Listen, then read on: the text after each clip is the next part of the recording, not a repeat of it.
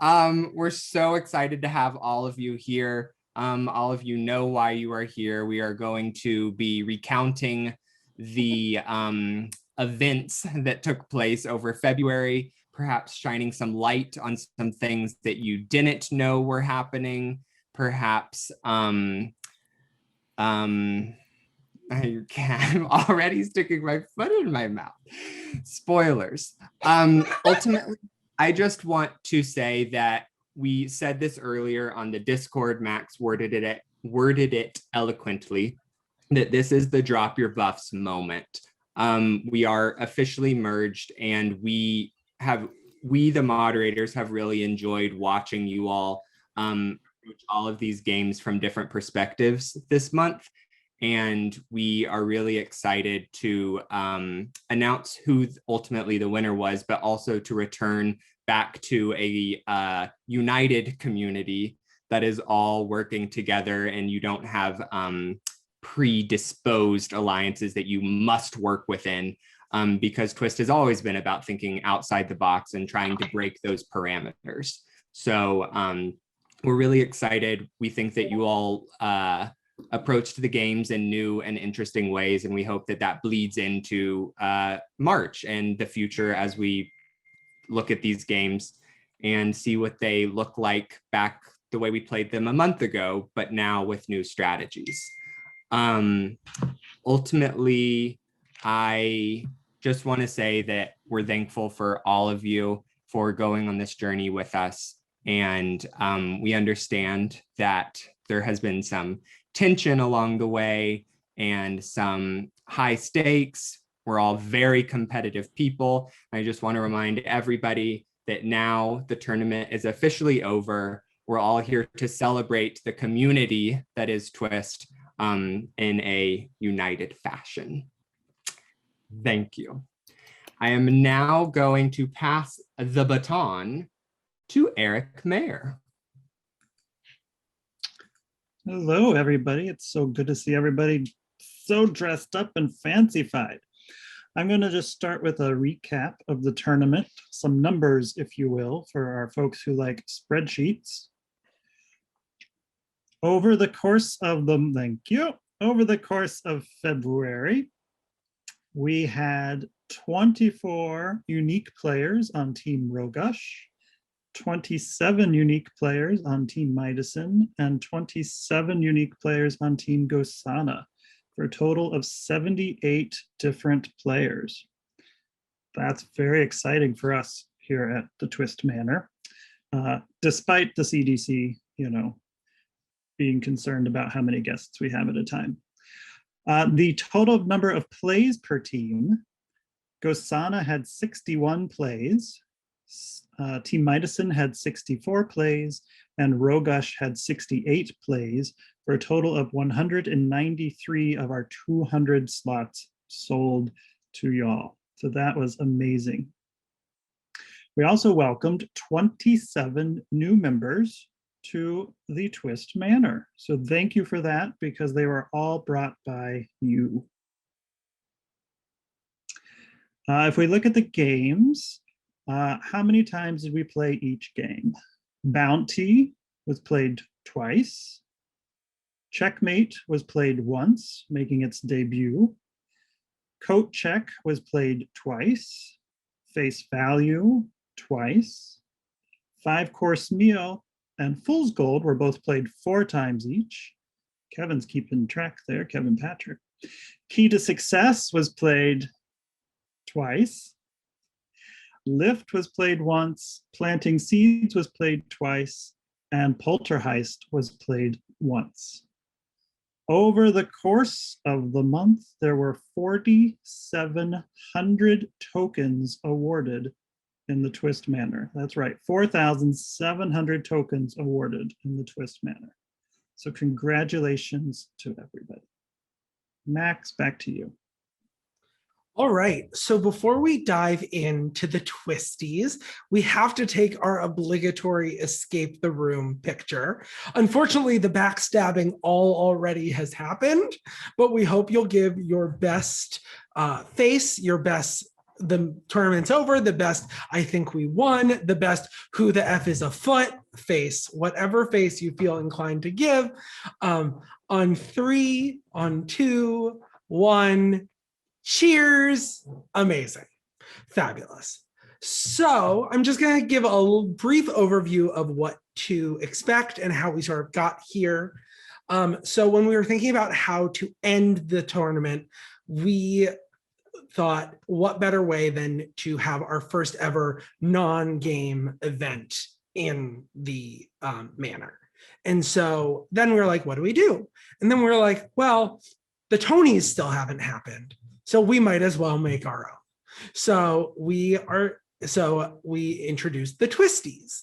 And so tonight we're going to give out a bunch of different awards, some of which we as a moderator team have determined, some of which were numbers based on averages and the winning team, the reason we're all here. And some of them are from the survey that you all filled out over the last few weeks, the superlative survey. So, and we'll have some other big news and other exciting things sprinkled in throughout the event. So, and then after we're done with this, the official portion, the manor's going to stay open. We hope you'll celebrate with us. It's half award show, half party, and hopefully we can have a lot of fun partying together in the manor. So we are going to now do our first set of awards. I think Josh is going to kick us off. It's true. So our first Twisty, I had Tony because a foot was stuck in my head.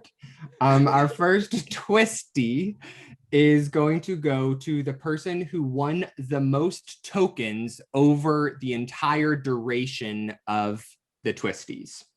Ultimately, I'm going to give a bronze, silver, and a gold Twisty because why not? Our bronze Twisty with 180 tokens won over the course of 8 plays is going to Megan Jones. Megan Jones, What? you win our first Twisty for getting 180 Wow. tokens this month. Congratulations. Right above that, with 181 tokens, 1 extra token with 8 plays, our silver Twisty is going to Ruth E. Kramer with 181 tokens. Ruth. Ow, ow.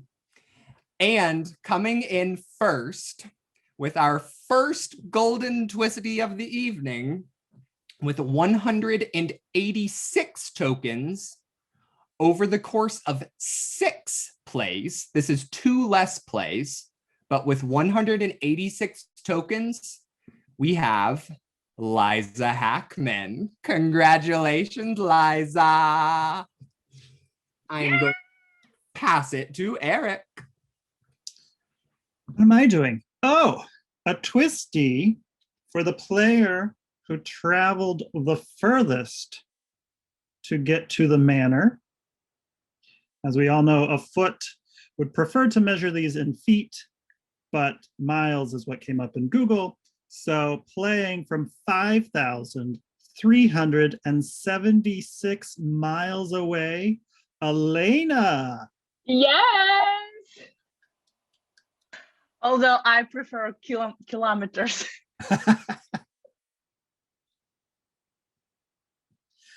Next up, Max. So our next Twisty is our first tie Twisty of the evening, with 3 players tying for the players who played every possible game they could, which is 8 plays. We've already announced 2 of them, Megan and Ruthie Kramer. And the third one is Kevin Patrick Martin. Congratulations to the 3 of you for playing all 8 possible games. Next, Josh.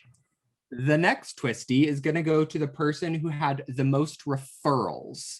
This means that the person who brought the most first-time players, there's certainly members among you who brought people who had played before, but the person who brought the most first-time players, that's 4 players total, is Adriana. Adriana, you are getting a Twisty for bringing us 4 new members, the most out of anyone. Thank you very, very much. Eric? And then are those superlatives. So I think I mentioned earlier we had 78 players, 24 people responded to our superlative survey. And over the course of the evening, we'll be releasing bits of information, but the first one we're going to release right now is the player who is most likely to invent a new move with an overwhelming 17 votes. Gosh. Woo. Back to you, Josh. That Gosh Gambit. We're waiting for the next one, Gosh. Bated breath. So now we are going to transition into what I know many of you have been asking for this entire time and talk about the advantages that were in play over the course of this. I will say that at the beginning of this, I quoted Julie Chen Moonves and said, expect the unexpected. There was also many addendums featured in many places that said the mods were within their rights to do whatever we needed to do to create as balanced and fair a playing experience for all parties involved. So I'm going to present these with that grain of salt. The first advantage that everybody knew was an advantage going into the game was purchased by Joanna on Team Midison. Joanna won our very first game on February 2nd with 32 tokens and spent 16 of them to purchase an advantage for Midison. Joanna was the only person who was told these by the moderators, and then as things spread out from her, that's because Joanna told people, and I don't know, loose lips sink ships. If people know about them, we only told one person. So Joanna was offered 3 doors, and we told her what was behind all 3 doors. The first door was a screenshot of the full spreadsheet leaderboard. So ultimately, you all know that one of the twists this month was not knowing who had how many points in each round. So one of the advantages was just seeing a full screenshot of this is where everybody placed. The second was figuring out the full player roster for the next upcoming game.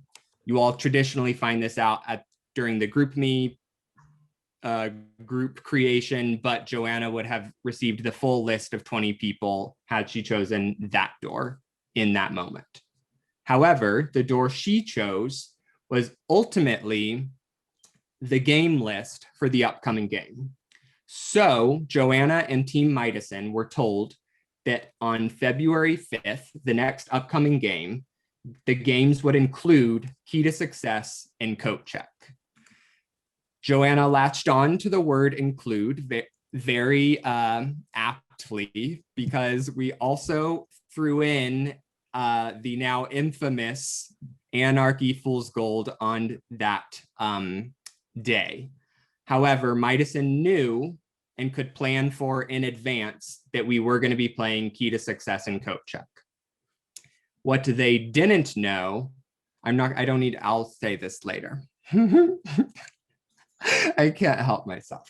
So then we got into game 2. Ultimately, Brendan Warner got 102 tokens, decided not to spend 51 of those tokens to purchase an advantage, so there was no advantage in play. Game 3, Ben Lance wins 34 tokens, and ultimately this is the game you might remember where all 3 teams split up into 3 separate rooms at the end of week 1.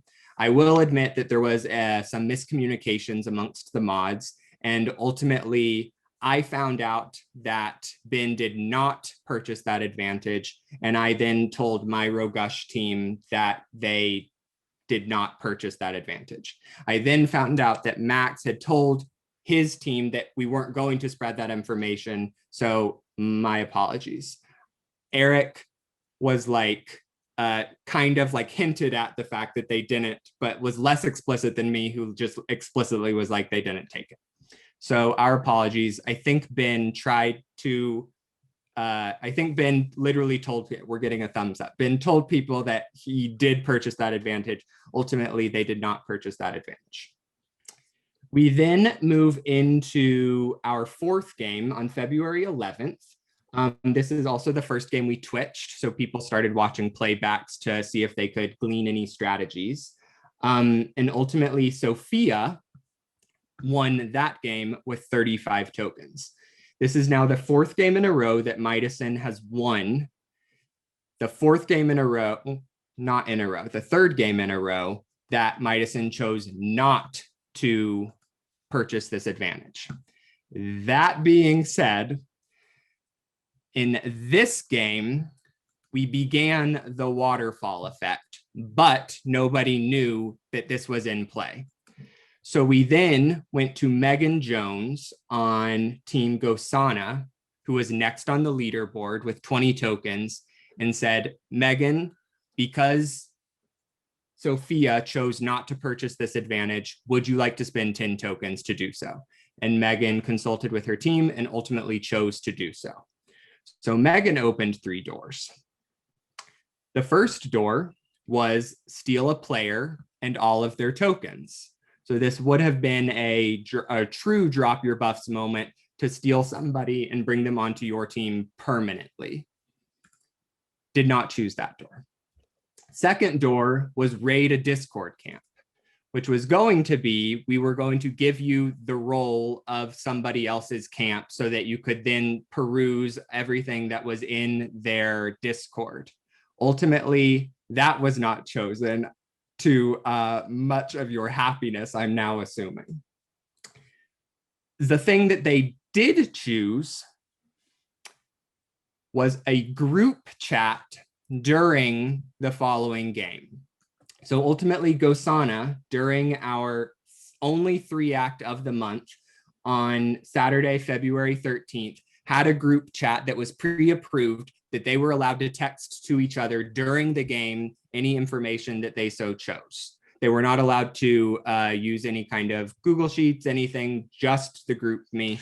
And I will talk later about how it was put to good use, but I think everyone will agree that it was put to good use. So then we get to our 5th game on Saturday, February 13th. And we officially announced that this waterfall thing is happening so that everybody can make informed decisions. But we did not mention that we had previously done it secretly.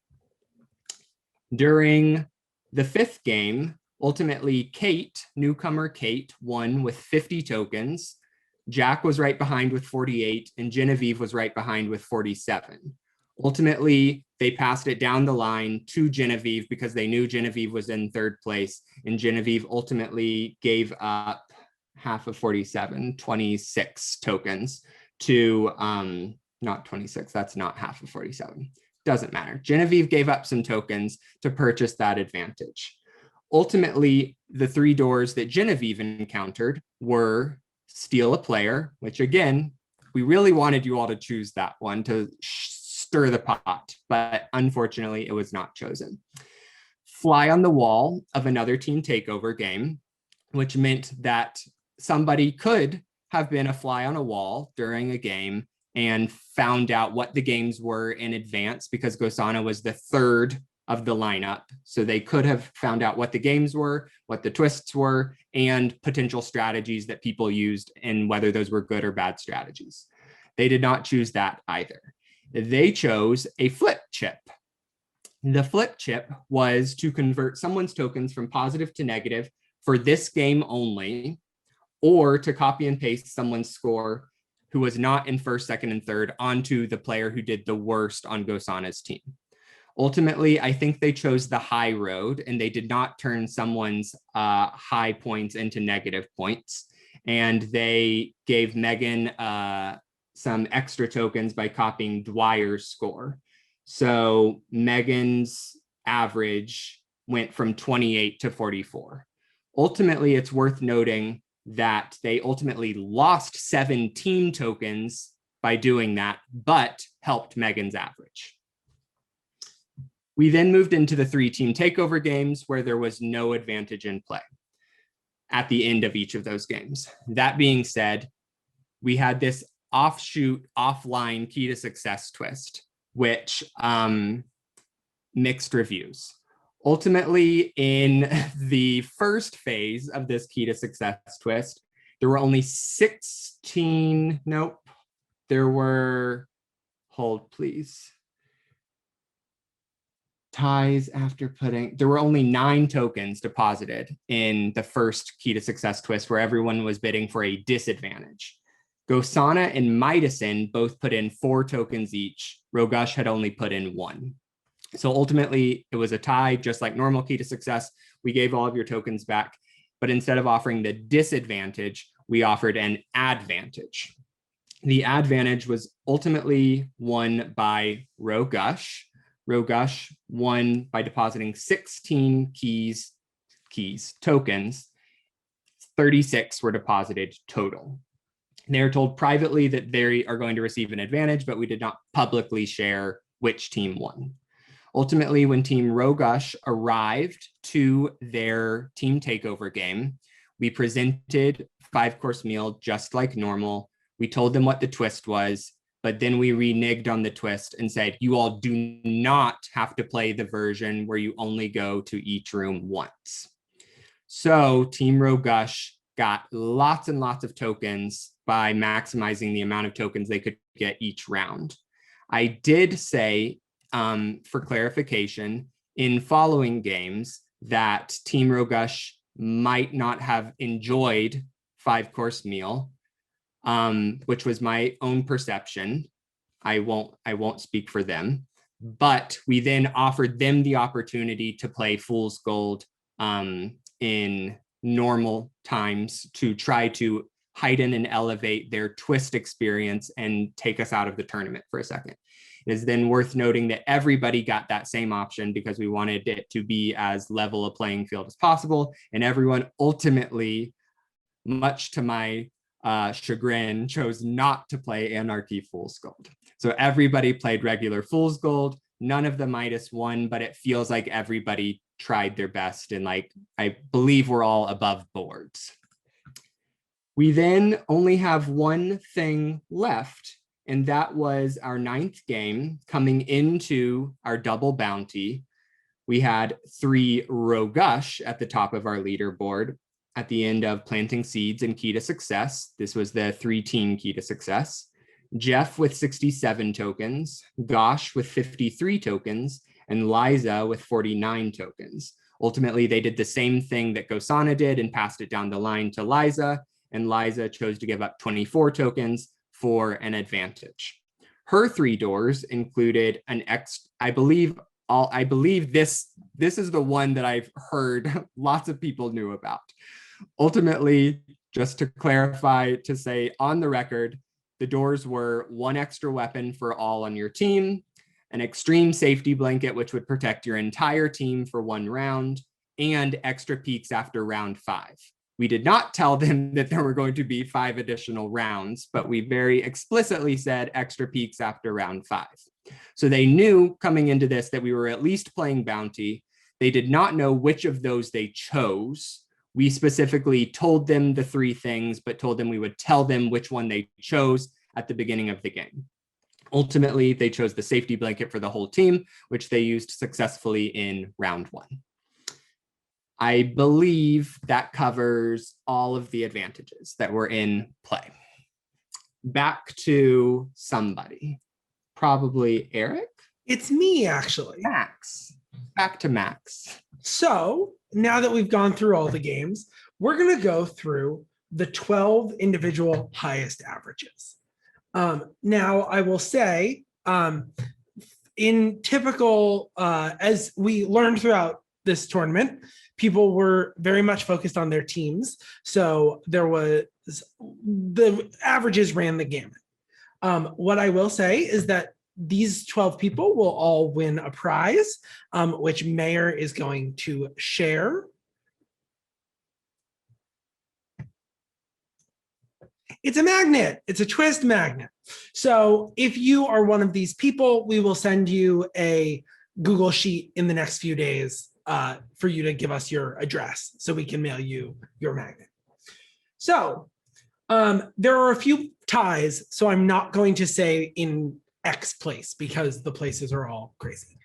But our lowest score average that wins with 30 tokens are Isaac Straley and Carlisle Phillott. It should go with saying the rule to this was you only had to play one paid game. So to have an average. With 31 tokens, Liza Marie Hackman, Jill Raymond, Ben Cherry, and Allison Baker. With 32 tokens, Jordan Lamagna Meneghetti and Jake Green. With 33 tokens, Leah Jennings. With 34 tokens, Caitlin Fouts. With 30, then we have a big jump. In second place with 50 tokens, Kate DeVore. And then in first place, which will probably not come as a surprise, with 63 tokens, Brendan Warner. And now to Eric. Okay, some Easter eggs, because you know the season is a month upon us. Just some things. Let's see. I was going to do. Sorry, can I do it? Oh,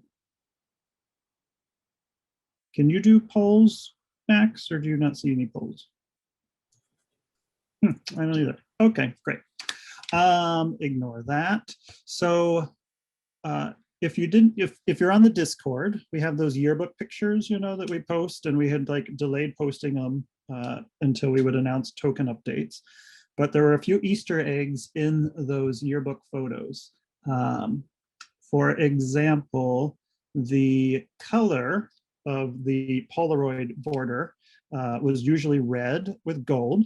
Yeah, I see you, Caitlin. And that indicated that Rogush was in the lead. The banners at the top changed throughout the tournament based on placement. So Rogush was the first banner, meaning they were in first place at first, then Midison, and then Gosana, and then at some point that changed. And then the photos are in reverse order. So if you start at the bottom left and work your way from the bottom left up to the top right, that is the order of everybody in terms of their token totals. Yeah, so, you know, just a little bit of fun there. It's funny because we're like, what do we hear when everybody's in the foyer before we start the game? And that's what we didn't hear anything about those Easter eggs. You guys are incredible. That's incredible. Did anyone catch that? Did you guys see anyone comment about that? No, but not that we know of. But you know, the other day we were like, we were talking about breakout rooms and how we wondered if anybody ever tried to tie breakout rooms to what games we were playing. And we have never, ever, ever heard anybody say anything about it until we started asking ourselves, we wonder if people have noticed the breakout rooms. And that day, like 5 people in the foyer were all saying something about breakout rooms.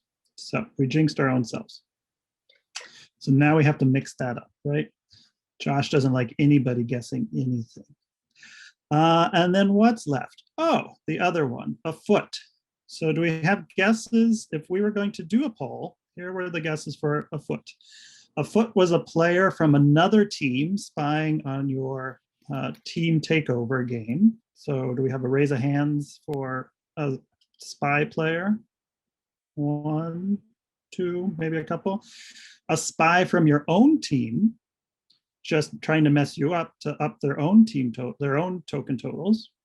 Any guesses on that?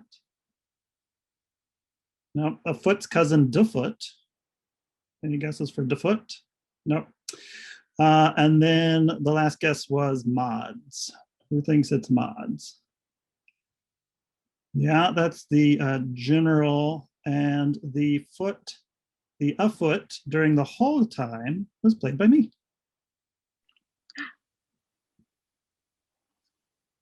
Yay! On to Josh. A foot.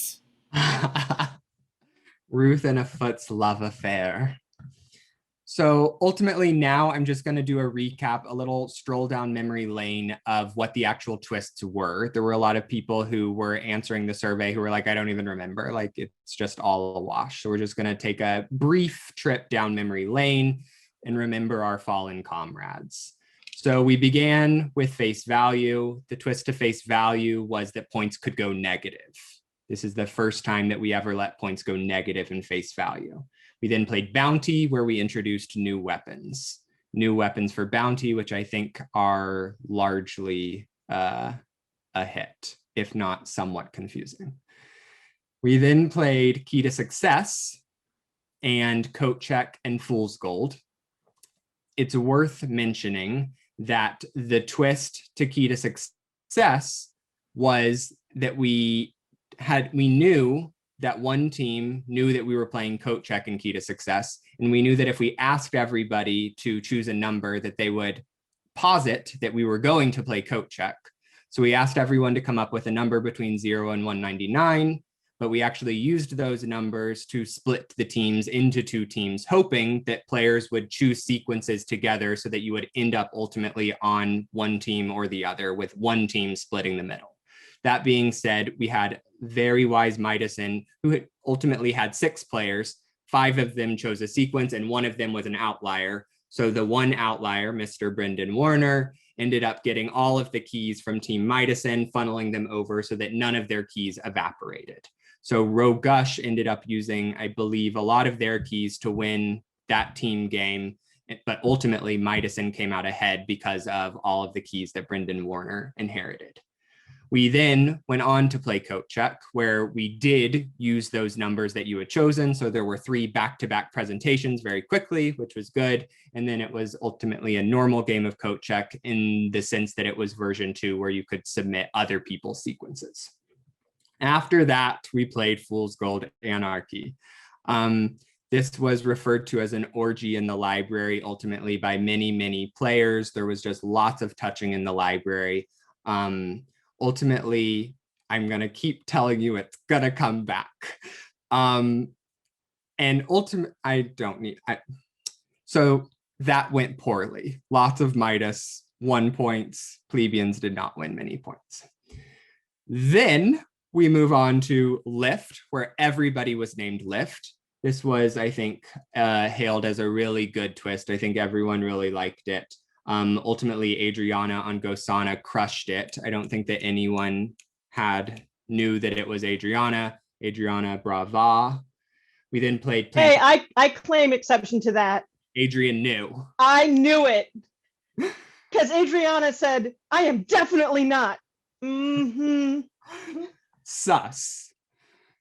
So after Lift, we ultimately played Planting Seeds, and we, for the first time in Planting Seeds since the workshop version, we reintroduced the plant objectives, which were ultimately hailed as too confusing in the workshop. So for a long time, we've just been playing first, second, and third get points, but we added in those objectives back in, and everyone did a really good job at maximizing the amount of tokens they could get in that. There were 461 tokens inserted into the economy. Brava.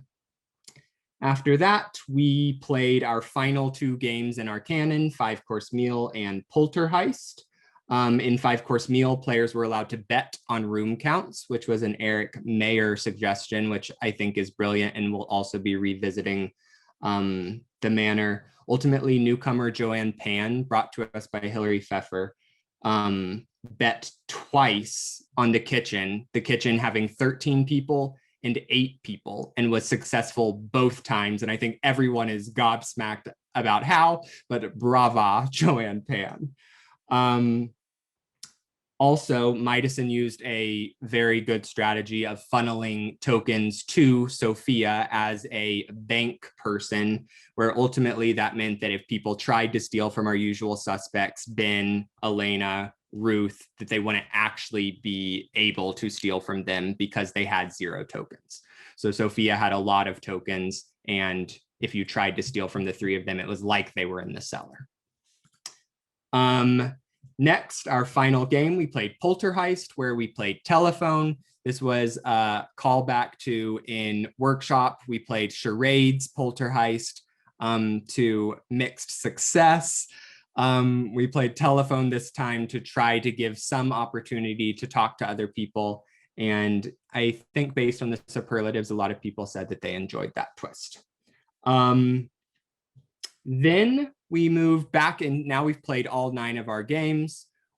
On our 5th game, we revisit coat check, just a normal coat check. At this point, we're trying to turn down the temperature. We're trying to like calm everything down. So we play a normal coat check, and we play a normal face value. In face value, we didn't allow you to go negative. Sophia even asked at some point, and I like joked about it, but ultimately no one was allowed to go negative in that face value.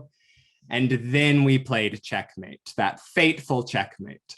So ultimately, it is now worth mentioning that because Gosana had a private chat, they were able to do a lot of communicating behind people's backs. And that game was a particularly hard one to watch because we couldn't provide the necessary catharsis at the end of the game to be like, how did they do this?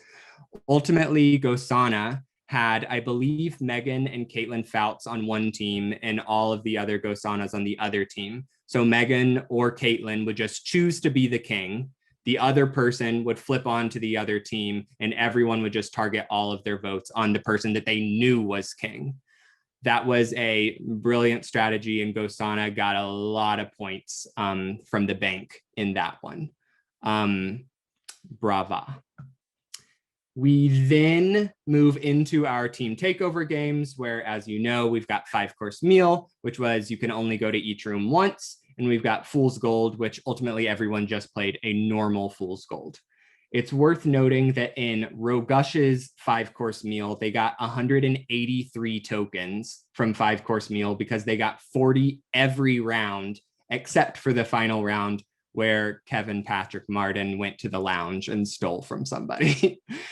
In Fool's Gold, they got 179 tokens. Ultimately, 8 plebeians survived, and Kevin, Justin, and Liza were the Midas in their game. We then move on to Midason's game. In their 5-course meal, they got 87 tokens. The dining room, which is the one that's looking for 5 people, scored 3 times. Ruth scored in the lift once. There was 1 round of 30, which was their maximum net, and 1 round of 29. They also employed a strategy that involved going to the lounge and stealing from each other so that no one was losing tokens and they weren't busting the lounge, as well as the very brilliant strategy to use the rules of the game to your advantage and just not vote when you didn't want to go to the lounge or the lift and lose tokens. They ultimately just didn't submit votes sometimes, which meant that they could go to the kitchen multiple times. So brava for that strategy.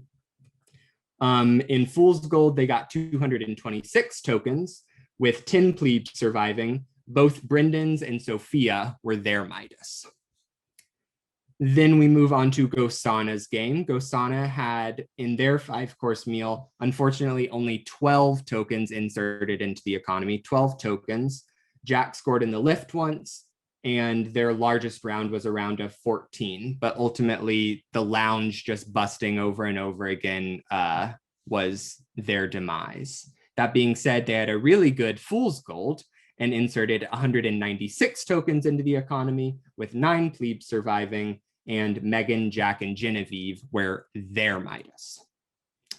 We are now in our last week of the tournament, where we played Planting Seeds version 2. The only twist we added to that was everyone started with a free tool to try to add a little bit of spice and chaos, lots of umbrella action, lots of bugs, lots of fertilizer. And again, you all have really learned how to maximize your token net in Planting Seeds. Key to success, my friends. So we told you that Key to Success and Poltergeist probably weren't coming back in their current incarnations because they were team games that were broken. That being said, we changed the incarnation that we played Key to Success and did a 3-team Key to Success.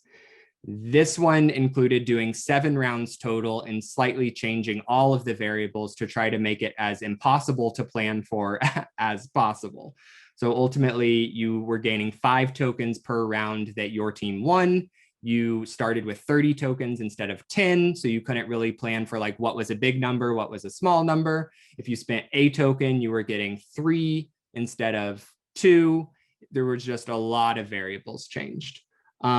Ultimately, we had one team win 4 rounds, one team win 3 rounds, and Jeff brilliantly this is clearly the first time in this version, didn't use any of his 30 keys, and all 30 keys turned into tokens at the end of the game, giving Jeff a score of 67 tokens. So brava, Jeff and Olive Rogush. That was a well-played game, and it's worth noting that 3-team Key to Success will be entering the canon. So there's a world where we have 9 players and there are 3 players on each team. Look out for it. We then encounter last night, which was Double Bounty. Double Bounty was ultimately just playing 10 rounds straight through. And there was a slight tweak to the way that the survey worked at the end of the game. Instead of getting tokens, you were trying to target people to steal tokens from them. Not steal, you're not taking them. You to try to, if I guessed Ruth was the maid, then Ruth would lose a token if Ruth was the maid. Ultimately, that one mixed success. That one was hard because it was 11 versus 9. Rogush was going into it with a big old target on their back, and they unfortunately had the minority of players when Gosana and Midison teamed up. That concludes our trip down memory lane. Thank you. Max? Josh, do you want to update who won last night and any tokens from last night? Oh, I have to talk about Bounty. You're right. This is good. This is good. Thank you, Max. Appreciate you. So ultimately, Bounty. We had 10 eliminations, actually only 9 eliminations because nobody was eliminated. But ultimately, Megan was eliminated in round 1. Megan, the nanny. Leah was looking for the nanny, so Leah would have gotten her bounty if Megan weren't holding the booby trap. Unfortunately, Megan was holding the booby trap, so Leah did not collect a bounty. Also, Megan got 0 survival tokens. Megan was a early boot, surprise early boot, because Leah used turn off the lights at the beginning of the round to try to prevent any kind of safety blanket from happening. But right before we got the turn off the lights, we got Liza's safety blanket extreme, and it saved all players on Rogush. So ultimately, Megan was the first to go. We then have a smattering of Rogush going home. Alex, the maid, is sent home second. Sharon collects a bounty for that. Gosh, the musician, is sent home third. Unfortunately, Gosh was holding the protect card, which is trying to protect your bounty. You collect points if your bounty survives. So unfortunately, Gosh, you did not collect points. Jeff was sent home fourth. Jeff, the stable master. Brian got points for Jeff's elimination. John was our 5th person sent home. John, the detective. Brendan collected points for John's elimination. Then we hit the next 5 rounds. Normally that's where it ends, but we kept going. Brian was the next person eliminated. Brian, the nurse. Lisa collected points for Brian's elimination. Lisa was then next to go. Lisa, the butler. Elena collected points for Lisa's elimination. Kevin Patrick was the 7th, 8th person sent home. Kevin Patrick, 8th person, the host. Liza collected those points. Liza collected points.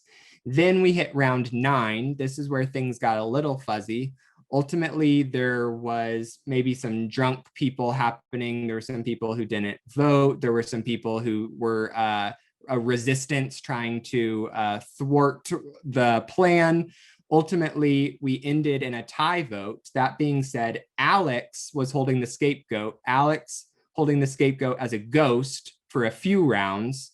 So ultimately, nobody was sent home during round 9. So brava, Team Rogush.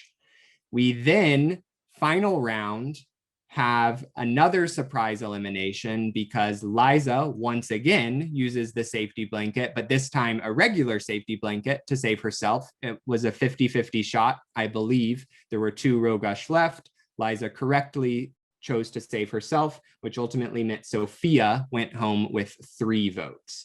Sophia was the last person eliminated. Sophia was the cook, which means Jack collected those points. There were a lot of weapons. There were 15 weapons purchased. Ruth and Brett were the most covert about their roles. Ruth and Brett only had one person correctly identify who they were. So Ruth and Brett only lost 1 token. And then there were a bunch of people who lost 12 tokens. Ultimately, there were, I won't give those yet. There were only 2 people got -1 tokens for the entire thing. Everybody else left with a positive. Ultimately, unfortunately, Alex and Jeff both got -1 tokens because they were early boots, so they didn't get their survival tokens.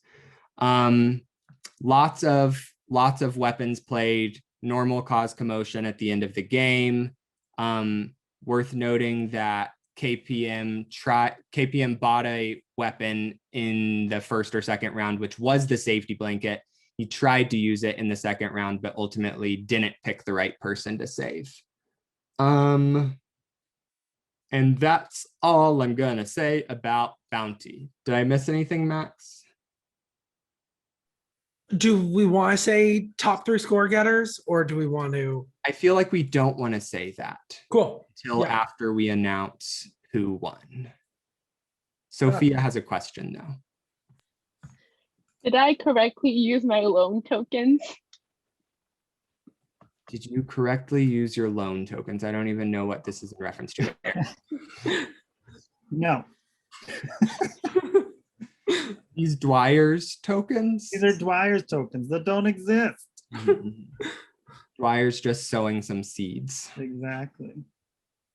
Okay, back to you, Max. Thank you. Cool. So I think we are at the point of the night where we are going to announce the final token totals for the team. I think Mayor is going to share what the prize all members of the winning team are going to get is. I am sorry. I was No worries. processing something.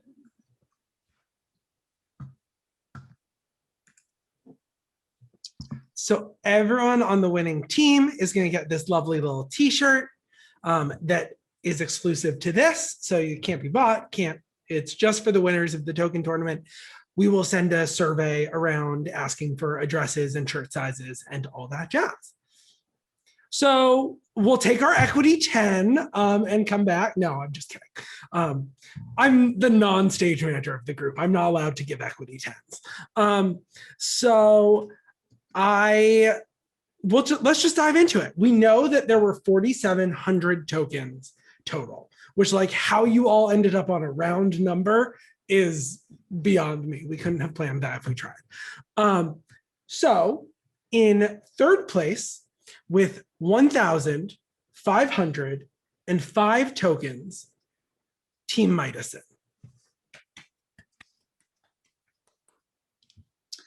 In second place with 1,567 tokens, Gosana. Which means, of course, Rogush is in first place with 1,628 tokens. So brava, Rogush, the Twisty, for The token tournament goes to you. Congratulations. And now I'll talk bounty. Ultimately, Sharon, you got your second win, I believe. Sharon, you had the most tokens with 19. So ultimately, bounty was actually a rather low scoring game because the survey didn't actually give a lot of tokens. Sharon got 19 tokens, however. Ruth right behind with 18 tokens. And Adriana and Adrian also both with 18 tokens. So three-way tie for second place. And then third place was Brett with 17 tokens for Brett. I believe that covers bounty. And now I'm going to hand the stage over to the Carriage House Foreign Press Association, which I believe Sharon is presenting. Thank you.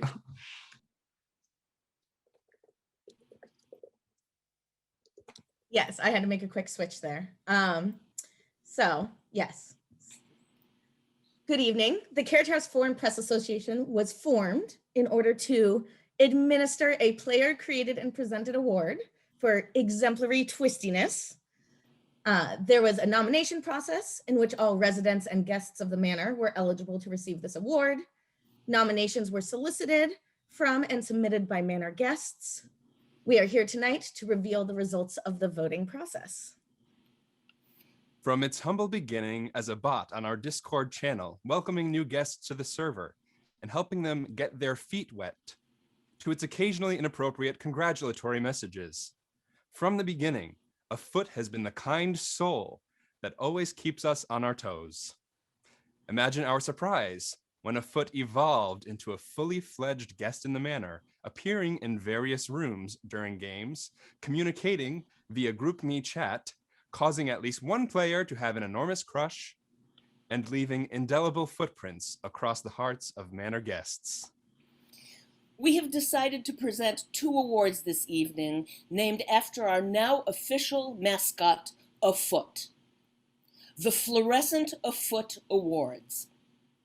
Firstly, the Resident Fluorescent A Foot Award, which will live permanently with the recipient. Secondly, the Touring Fluorescent A Foot Award, which will move from recipient to recipient. And now we have a few words to share from manor guests about our resident recipient. Like the one-celled creature that over millions of years became multi-celled, eventually grew legs and walked out of the ocean, and millions of years later became what we know as human, this recipient has created something from nothing but a seed of an idea. He deserves all the green coins in the manor and has an infinite number of flex coins to give us. We never know if it will be a positive flex or a negative flex, but we can be sure that he is giving it to us with the best twist intentions, keeping the game close to his heart. He has put all of himself into Twist since his creation of it this past unprecedented summer. But above all, little did he know that by building a game, he was also constructing an environment that would grow into a loving and supportive community of friends who actually like spending time together outside of the game. He has planted the seed that has grown friendships that will endure past Zoom and the pandemic. The recipient of the Resident Fluorescent Foot Award is Josh Gustafson.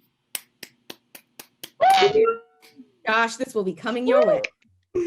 This is Mr. Gustafson's first nomination and first Fluorescent A Foot Award win for his work on Twist, the virtual experience. Yay! And now our second award. Speech. Speech. You literally just heard me talk for the last. You don't. Thank you.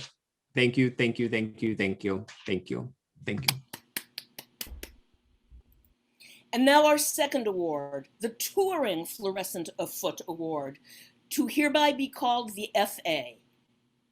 If you are the lucky recipient of the FA, please remember that it is a foot and does not like to stay home alone. It needs to be taken for hikes. Please let FA accompany you to public places and take photographs of it sharing your daily life. At the grocery store, at work, on dates, sleeping, doing chores, visiting your relatives and friends, etc. We are asking the mods to create a hashtag FA channel on Discord, and these photos will be posted there so that we all know you have assimilated FA into your daily lives. After a cooldown period of at least 1 month, the holder of the FA is required to award it to another manor resident or guest and pass it along after signing the FA with a black Sharpie. And now we have a few words to share from Manor guests about the Touring Fluorescent of Foot Award recipient. For inspiring many new players to join the Twist community. For continually balancing the necessity of amassing tokens with the courage of risking one for the potential of gaining many. For adopting all you need do is ask as their personal Twist mantra. For exemplary contact tracing. For the creation of the Gambit. And for inspiring the most players to willingly and eagerly alter their hair color. The Touring Fluorescent of Foot Award is presented to Gosh. Woo! Yay! This is Gosh's first nomination and first Fluorescent of Foot Award win for their continuous display of exemplary twistiness. Speech! Speech. I have no speech, but I love you all very much. That was my favorite, and I'm excited to share many ridiculous pictures of me in a foot for you all. And now back to Max. That was wonderful. So it would not be the end of a formal proceeding at Twist Manor without some business before we get on with the rest of our evening. So the first thing I want to do before is for those of you who might be like, wait, there's still a month that comes after February. We've been teasing what's happening in March. You're gonna have to wait a minute or two longer before I say what's coming next. But before I do that, I want to give you a little update on Twist and how you all will register for your games moving forward. So as Genevieve has already found out, because she tried to buy register for a game during the Twistys, which we love, she will be playing March 3rd. Go Genevieve. There are still spots available for this coming week if you want a standard run-of-the-mill one act.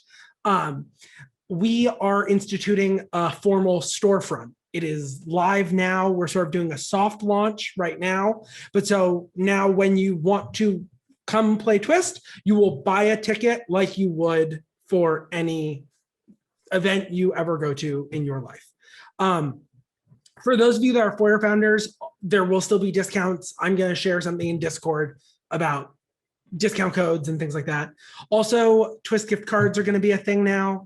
They were unofficially a thing, but that you'll be able to buy them and use them. And you might find as we do some of our like, oh, hey, you can't show up to this game, but want to move, we might send you a gift card to re-register and things like that. So over the next few weeks, we're still going to be learning how this works. We're starting with game admissions, but merch is also going to be in the website as well at some point in the near future. And to that, I will say, I would recommend going sometime in the next day or two to the website and creating an account, and so that you have one if you want to sign up for our big March Twist, which will go on sale Tuesday at noon. Now, what are we doing? So we've already told you that it's going to be 2 days, Saturday, March 20th and Sunday, March 21st, 6 hours each day. For the theater people here, we love a straight 6, pack a snack. 5 to 11 p.m. Eastern on Saturday and 2 to 8 p.m. Eastern on Sunday. I'm guessing many of you have guessed what it could be, but for those of you that don't follow sports ball, there's apparently this big thing in March that's a big tournament. We just did a big tournament, so we're not going to quite do that again, but we'd like to introduce you to Manor Madness. Over those 12 hours, all 10 games in succession, you start with You start, token totals are cumulative. It is an individual game, 10 hour or 12 hours, 10 games, madness, one winner, or maybe more if there are ties. But if there's a tie after that many games, I will be a-footed. So because it is a standard twist game in that sense, there are only 20 spots. The tickets are going to be $50 for that. We hope you will join us. And we are really excited about it. It's something that we've wanted to do. It's something we know that other people have wanted to do. So Tuesday noon, that will go on sale. And we hope that we will see you guys there. So with that, that is the end of our formal program. I'm just going to reiterate on behalf of the whole mod team how much we love you all and how happy it makes us that you all are so amazing and so wonderful. And we love you all. So tonight, the manor is going to stay open. We hope you'll hang out. We hope you'll hang out with us. Those superlatives you all voted on will be broadcast throughout the evening. So you will see little green bubbles popping up as you hang out throughout the manor. And we love you all. Thank you. Will Twist Madness be live streamed? We don't, it will not, I will say this, it will not be classically twitched because someone running that Twitch for 12 hours, it might, they might explain. But we have plans in place for what could or could not happen. We don't, until we know, we won't. Similar, Hillary asked the same question about last night. We always have plans for things, but until they happen, we don't know what they're going to take. So playing's your only guarantee of seeing all 12 hours.